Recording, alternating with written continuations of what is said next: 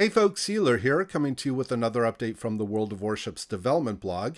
This article was posted today, Wednesday, September 23rd, and boy, does Wargaming have some big changes planned for ranked battles. They're calling this an overhaul, and I think that label is very fitting. So, as is the case with everything on the development blog, all of this is subject to change, and I will leave a link to the article in the description below as I normally do. The plan is to completely redo the ranked battle system and release this in update 0911, which should be the last update of the year. And coincidentally, or maybe not so coincidentally, is the same update that we're expecting the overhaul of the commander skill system. So some big changes coming to the game here in the near future. So starting at the top, the main features of the new system will be that ranked seasons will succeed each other almost immediately with only short breaks to separate them. They don't say what short is, but I'm assuming we're talking like days. The season will be split into sprints, with each sprint lasting 1 to 3 weeks.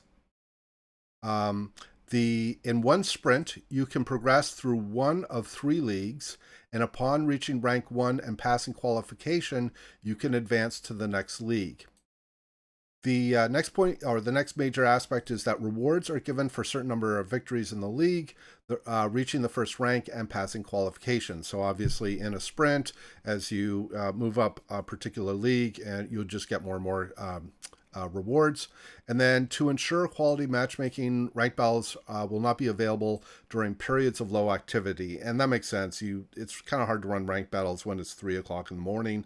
So expect that when ranked battles are happening, there's going to be some place in port where you can see what time periods for your server ranked battles will be available. All right, so here's how the progression system is going to work. The mechanics of ranks and stars remain unchanged.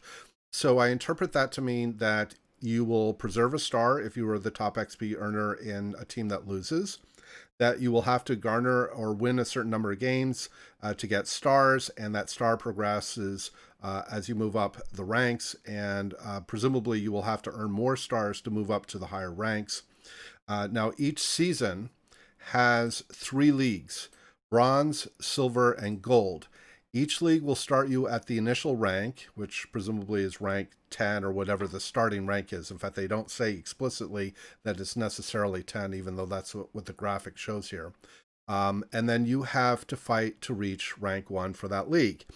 You can complete the league in one sprint, and this part is important, and this is one of the things I clarified with the Wargaming folks, is that you can only complete 1 league per sprint. In other words, in a single sprint, you can't progress up multiple leagues. You can only advance 1 league per sprint. And again, each sprint lasts 1 to 3 weeks, and there will be no fewer sprints than leagues. And therefore, if we have 3 leagues, we will have at least 3 sprints per season, although we could have more, and there will be an important point on why that factors in here in a moment. Now, upon reaching the first rank in a league, your qualification for the next league begins. And in order to move to the next league, you have to get a certain number of stars. During qualification, you cannot drop to previous ranks. I think that's good. That basically means that once you enter qualification for the next league, you don't fall out of that qualification during that season. And I think that's good. The next point is if you have not reached the qualification if you have not reached the qualification or you have not passed it, by the time a sprint ends, then you will start the next sprint in the same season from the initial rank of the same league where you left off. So for example, if sprint ends and you were at rank 4 of the silver league, when the next sprint starts in that same season, you will start at rank 4 for silver.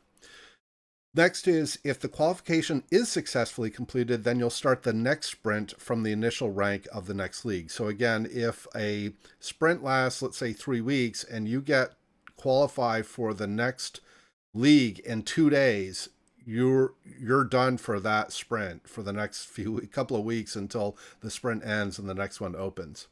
All right, during a season, you cannot drop to the previous league. Again, this is good. That basically means that qualification for a league or reaching a particular league cannot be revoked within a particular season.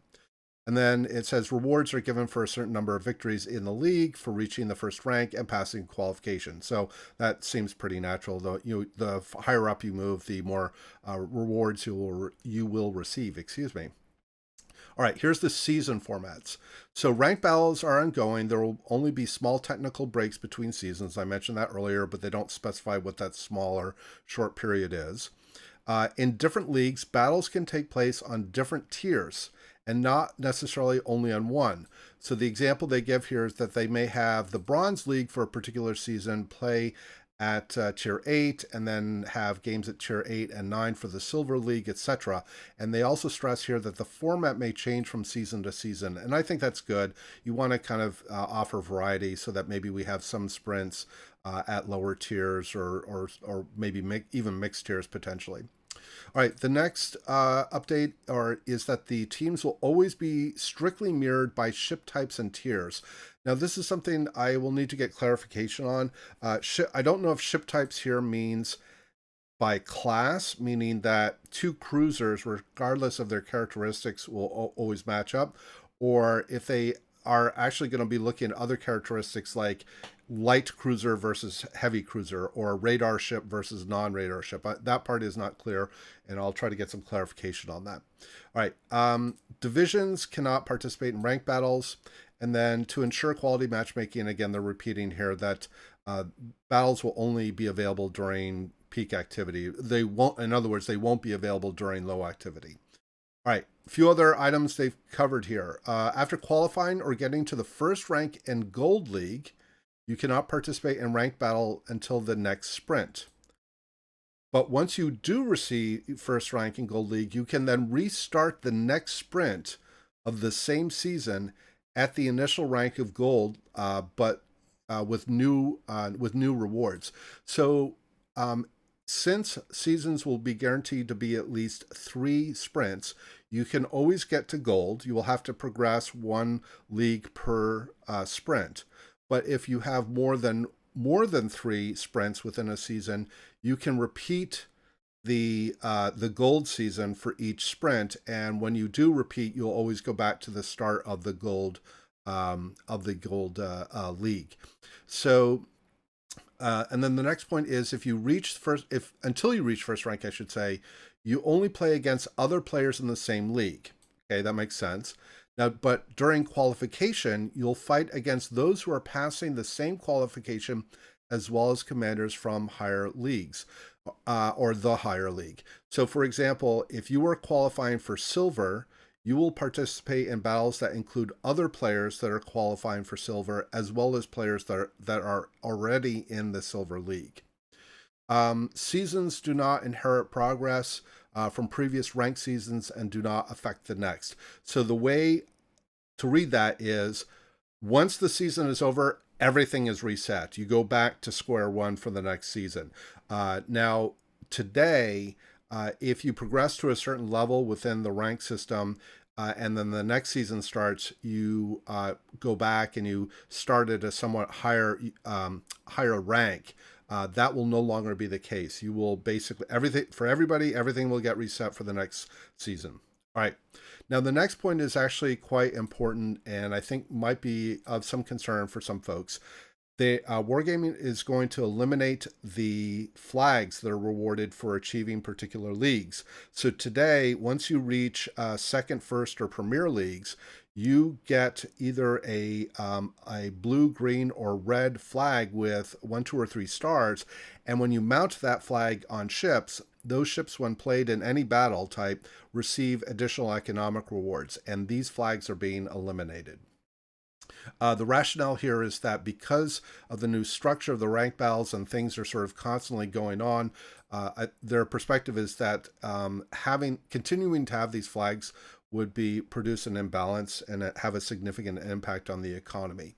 So that might be up for some debate, but that's the rationale for eliminating the flags. Next point is that rank battle emblems are unchanged. That's good. Each star received for the first time in the season is considered unique. In the event of a repeat passage of a league in the same season, the stars will not be taken into account for progress of the emblem. So basically, I think this is a fairly long-winded way of saying that once you earn a particular emblem, for ranked, you hold on to that emblem. You don't lose that. And I think that's important. Next point is that the Jolly Roger achievement is being split up into 3, one for each league, and they are rewarded for reaching the first rank in the respective leagues once per season. So this way you can accumulate multiple achievements for bronze, silver, and gold, depending upon how many times you successfully get to the first rank of each of those respective leagues. Excuse me.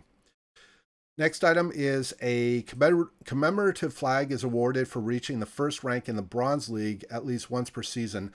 This, to me, is the replacement for what we have today, that once you reach rank 15, you get a unique commemorative flag, and they changed this for each of the ranked seasons. This I interpret is the replacement for that. Next point is that there will be 3 new camouflages, bronze, silver, and gold, given out as rewards in the respective leagues. I think these are expendable camouflages. They're not permanent. And again, I have a query to confirm that's the case. All right, so this is what the bronze looks like on the Montana, the silver, and the gold camouflage. Last point, or a few more points, I should say. The interface for ranked battles and the statistics will obviously be changed.